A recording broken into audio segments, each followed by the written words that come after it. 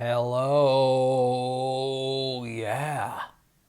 The Political Vigilante is here, ladies and gentlemen. I'm coming out of the darkness, out of the shadows of the lies you've been told by corporate media, by the ridiculous lie that there's a difference between the two parties. Guess what? They both like banking, they both like war, they both like sticking it to the working class. They both like preventing you from having free health care. The Republicans definitely don't want you to have the right to choose. We've seen that in Alabama. And that is awful, and it's offensive, and it's all like 25 white males in the state of Alabama that has the highest prison population, the highest number of black men behind bars. If you watch the documentary 13th, and we should absolutely try to preserve Roe v. Wade. I caution you that it's a tactic. They're doing it in Alabama, but they're never going to overturn it on Roe v. Wade. Because if they do that, it'll be the end of the Republican Party. And while that is a very serious issue, and we have to fight to preserve it, don't let them distract you with that and let Joe Biden slide in there with the nomination, because he'll protect Roe v. Wade. Of course he will. No Democrat will go against Roe v. Wade, just like no Republican will give up, will bail, will go for gun control, serious gun reform. They won't do it. But just make sure, because one of the things, my thinking, what the Republicans and Trump are trying to do, they're trying to go after Roe v. Wade to make the left so hysterical that they'll let Kamala or Biden get the nomination, and they won't care if they screw over Bernie and Tulsi again. And everyone just say, well, we got to stop Trump. Because if Biden gets in there, even if Biden will probably lose to Trump, as will Kamala. But even if either Kamala or Biden win, guess what? They won't implement a real Green New Deal, and we'll all be dead anyway. So we'll save Roe v. Wade, but we won't have life on planet Earth. So just those are the options. This was submitted by Lauren D'Alessandro. Lauren has been a supporter from early on. Lauren, thank you so much. This is in Zero Hedge. About half of college students are going hungry. This is from an actual survey, and this is the actual survey that was done, a national #RealCollege survey report. The basic needs and insecurity of this. So I'm going to put the link to this whole survey, and you can go through it. And I'll put the Zero Hedge article in there too. You can look, but the Zero Hedge article basically just summarizes this, and it's pretty alarming. It's pretty alarming. And this is the thing. And I know you might be like, Graham, why'd you talk about Alabama and this? Because what happened in Alabama is awful, and it's good people are speaking up about it, and it's all the more reason. Let me tell you about this. Remember when Doug Jones won? Yeah, we got a Democrat. He barely beat a pedophile, and he's a corporate Democrat. You need real progressives in there. You need real progressives. Start a DSA in Alabama. I know it's hard. I know it's red, red, red, but start one. Because this is also really severe. This is everywhere. This is just another report to a specific area of the country that is experiencing the thing everyone is experiencing. 40 million people are living in poverty. 60% of the country doesn't have $500 to $1,000 in savings. Those are real issues. You address those and a woman's right to choose and protecting a woman's right to choose. But you got to address this. Because they want us divided and fighting over they want these two parties. They want you to see that there's a difference in these two parties. And there's only a handful of issues that actually separate them. Abortion, gun rights, kind of. Separation of church and state, that's about it. So they want to point out these big differences to make you think that a corporate any blue will do will actually save us. It won't. This is what's really happening. Nearly 86,000 students participated, and the results indicate 45% of the respondents were food insecure in the prior 30 days. 56 respondents were housing insecure in the previous year. 70% of respondents were homeless the previous year. Now, some people might go, oh, come on, when I was in college, I ate mac and cheese and ramen. Yeah, I ate all that crappy, cheap. I didn't have a lot of money, but I never missed a meal. I never worried where I was going to stay. This is not a small sampling. This is 86,000 students participated in this. This isn't like all we got money for is mac and cheese. I had never missed a meal. I always had money. Yeah, sometimes I had to eat mac and cheese and ramen and stuff like that, but I'd never had these issues. I went to college in the late 80s. This shouldn't be an issue. Gee, if college was free and we had Medicare for all, and you could help kids with, there's enough free housing. I mean, I understand like certain inner city schools or commuter schools or whatever, but that's the thing that you can, if the college is free, then it's easier to find money for rent. If you're paying for college and you're racking up student loan debt, how do you do this? Because most people, the way they pay for housing and food is with a full-time job. Being a college student is a full-time job. Food insecurity among survey respondents by sector: high, marginal, low, very low. Right? In a 2-year and a 4-year school. Look at this. It's still 44 and 39%. This isn't a 2-year school. It's high. A quarter of them, it's very low. But if you count high and marginal, it's more than half.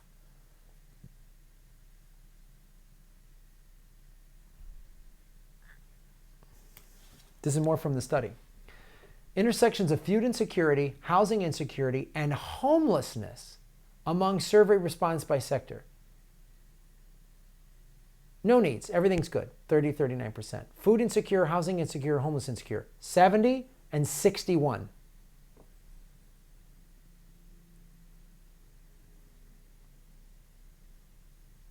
%70 in the 2-year school. Food and housing insecure. If out of this number, 39%, 30. Housing insecure and homeless, 16%. Food insecure and homeless. So in a 2-year, 29% of the 70% are homeless.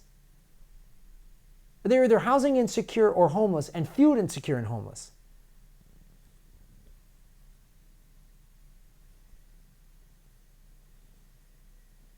Richest country in the history of the world. So the study, and I would go through the whole thing, but this is just to give you sort of a template here of how bad it is, just a peek into how bad it is, and some of the solutions, and they're fine solutions. And I'll go into what some of the solutions are, because there's solutions that can maybe be implemented now. But the long-term solution is get a progressive in there that is not, Amy Klobuchar said, I don't want free college tuition. She's a horrifying person. We need free college. Because, and then when they get to the degree, then they have student loan debt.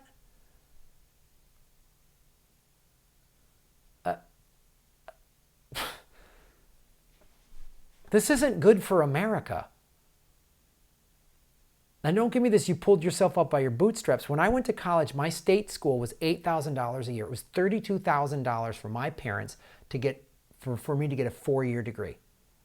32 grand. Both my parents were remarried. There was 4 working adults. Now, there was 4 children they had to buy college for, but 4 working adults. And I had to get a part-time job to fill in the gaps on some stuff.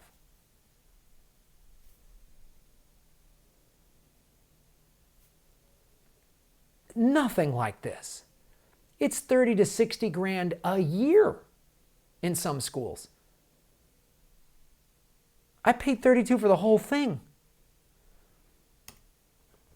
One solution used by Sunny, which is a Community University, New York, I believe is what that stands for. I'm not sure, but I know it's New York. I know the last two are in New York. Has been to sign students up for SNAP, Supplemental Nutrition Assistance Program, which has helped. That's good. Get people immediate help with these programs. That's good. The school has also brought in Single Stop USA, a non-for-profit which connects individuals with social services. That's good. The federal government that spends over $700 billion on war should be paying for this. I applaud these organizations. I applaud these non-for-profits, but it's almost like charity groups are just taxing decent people.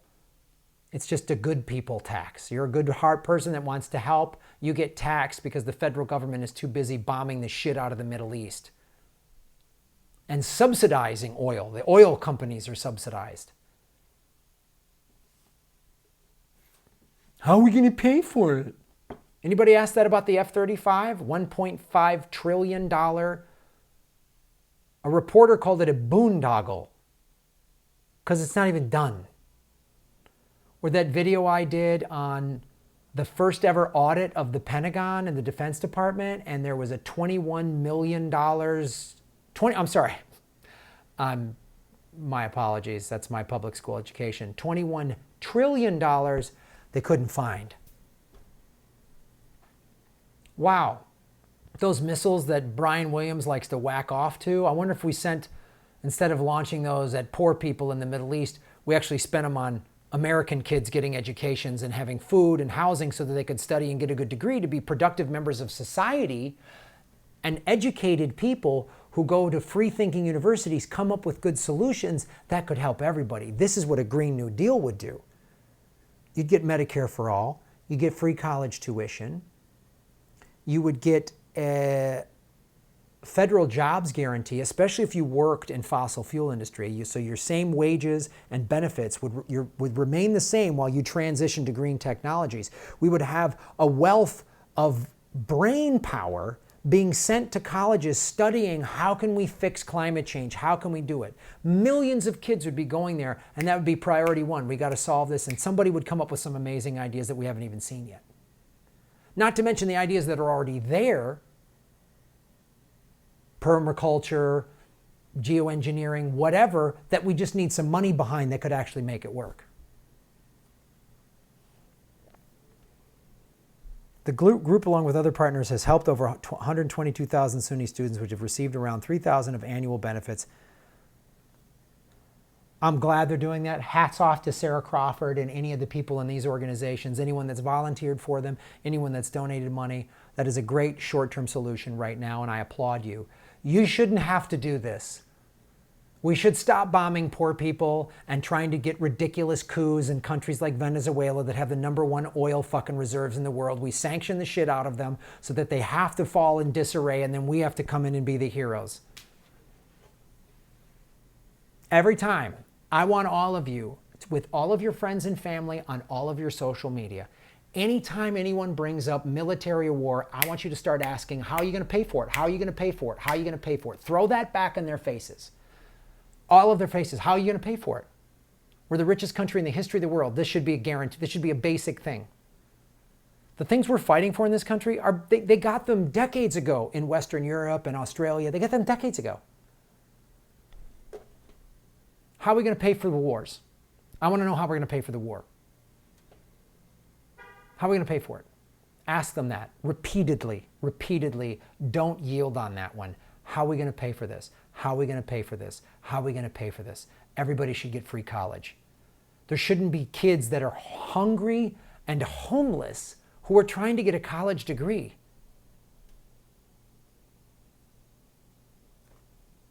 What? Richest country in the history of the world. Chelsea Clinton have to go through this? Ivanka Trump? Jared Kushner? Did any of them have to? Were any of them needing these organizations to go to college? Obama's girls, the Bush girls, well, I mean, they probably were drunk. The Bush girls were drunk. But like any of the rest of them, did any of them need this?